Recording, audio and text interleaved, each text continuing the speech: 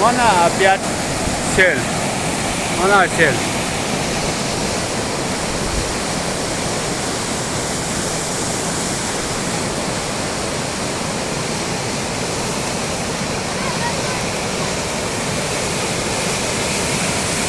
Nereye geçer?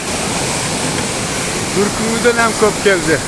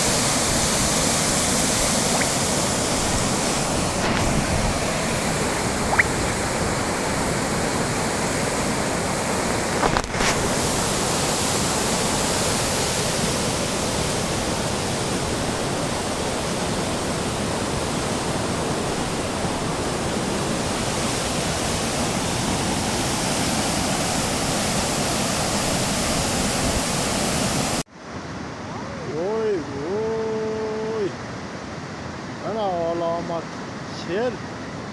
Oy canavar ay. O toğu akıldım ay. Ana. Urgışta koşumça oldu dağa kelar.